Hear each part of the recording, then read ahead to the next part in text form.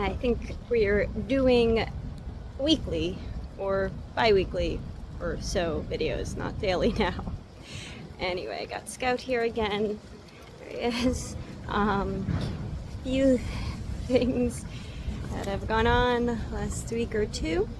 One thing isn't a really specific thing, but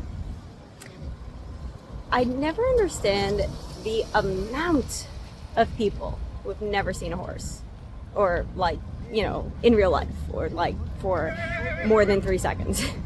The amount of times that I hear someone make a negative comment about a horse having their hind leg cocked while they're resting, when they're comfortable, as every horse everywhere does, and they think that something's wrong, or that the horse is lame and his foot hurts and this and that, when all the horses here are doing it. The amount of times I hear this when people walk by of, look at his foot, look at his foot.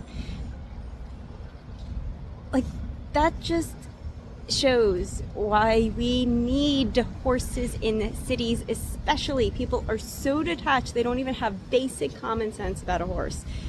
They do not know that their relaxed body language is a happy, relaxed, nice, good thing to see in a horse. They think it is something negative. They think the horse is in pain, and it is crazy the amount of people that do it, or even the ones that don't say it in a negative way, but they think the horse is posing for a picture, like he's like a dancer or something. I don't know. The amount that are like, look, his hoof is, yeah, just like every single horse who's relaxed after like a second or two of standing.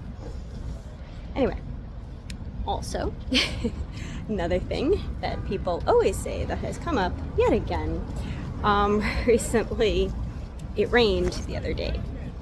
I didn't work this rain day because the wind was going to be very strong, but there were some drivers who went out before the wind got too strong, and people are taking videos of them, and they were like, oh, this poor horse in the rain. They were like, this person doesn't love their horse because they're out here.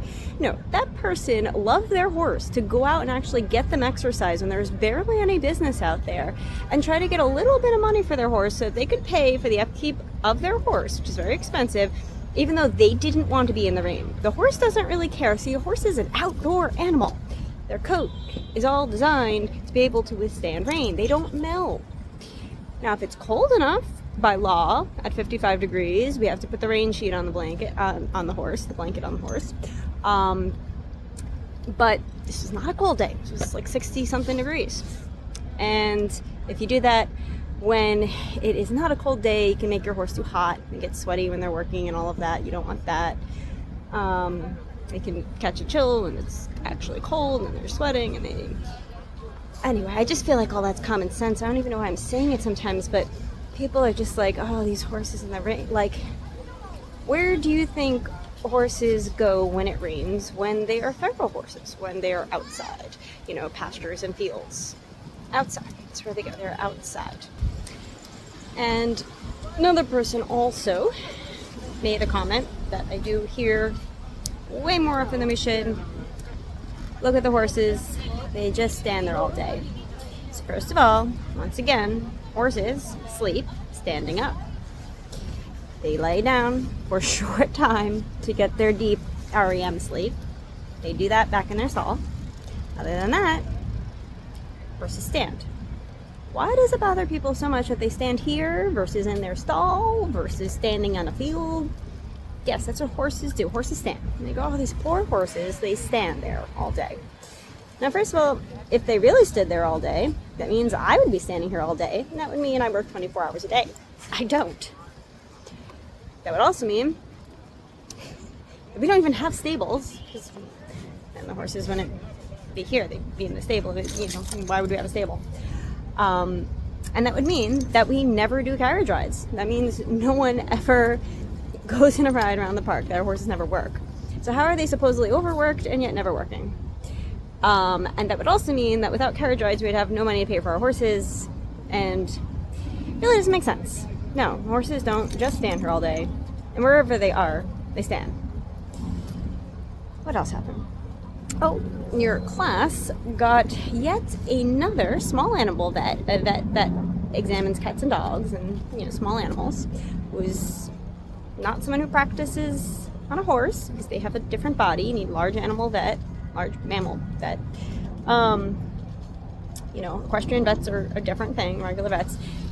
And the reason that they got another small animal vet to speak negatively about the carriage horses is because every legitimate equine professional and equine vet has always said good things about our horses. Everyone that examines our horses, everyone in the horse world, anyone who means anything, anyone who's like a real horse person that knows about horses, doesn't see anything wrong with our horses' routine, with their health, what they do every day, all that. This is just, with their stable.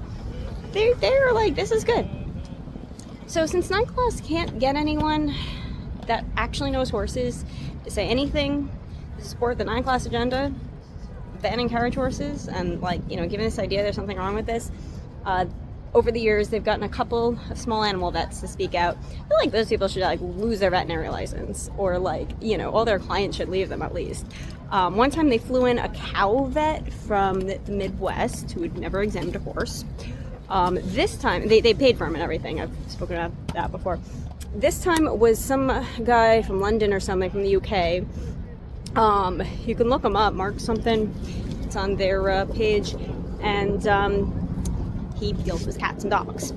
And he's there saying, you don't have to be an animal expert to know that, horses are spooking all over the place and they're not happy here. And I'm like, yeah, no, you actually do have to be an expert to say the right thing, because you're saying things that are not true and that are very ignorant, that someone who doesn't know anything about that animal might say. Which is why you need someone that knows about that animal make comments about them. So there was that, they put up on social media. And it's like, who would agree to get paid to do, how bad of a practice do you have that you're not getting enough people bringing in cats and dogs, that you're willing to get paid by this animal rights extremist group, who the real animal rights extremists think people shouldn't even own cats and dogs, and you're gonna come out and say something about horses that you don't know, people you don't know, an industry you don't know about, you're not even from this country, which is fine, but to judge something that you clearly don't know a lot about because you're not there very often. So that happened. What else? Then we had this woman from Ireland last week who came by the horses, and she came up to me. She said, I keep hearing these horses are so mistreated, but I don't understand. They all look great. I'm like, yeah, because none of that's true. So she saw it firsthand, and I explained that, our stables on prime real estate, and all this misinformation is actually funded by real estate developers who want to build on that land and everything. And she was like, oh, that makes so much more sense. And she was just like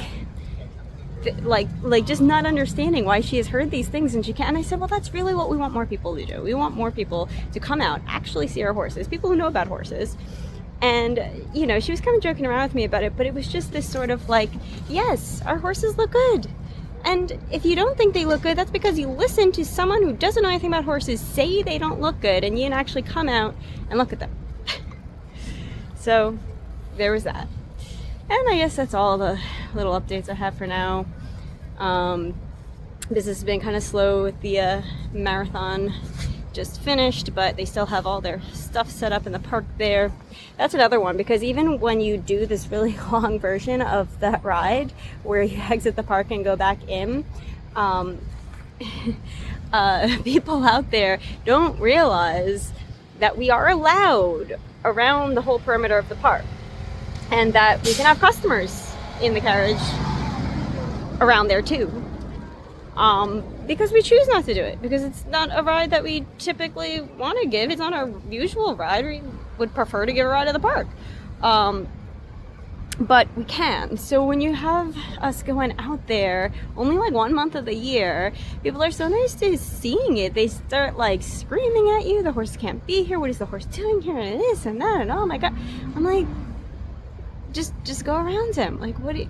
And the other thing is, there was some construction in the right lane, so the horses were in the left lane, and to go around the construction, and the cars We don't wait 3 seconds. They start going on the wrong side of the road, nearly like crashing into other cars to go around the horses instead of just like waiting to pass that one little bit of construction.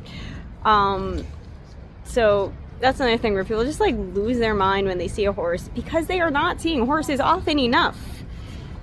It's just like, this is why you need more horses here. You know, putting less and less horses in the world is going to make this problem worse. So again, that's the bit of updates I've got. Till next time.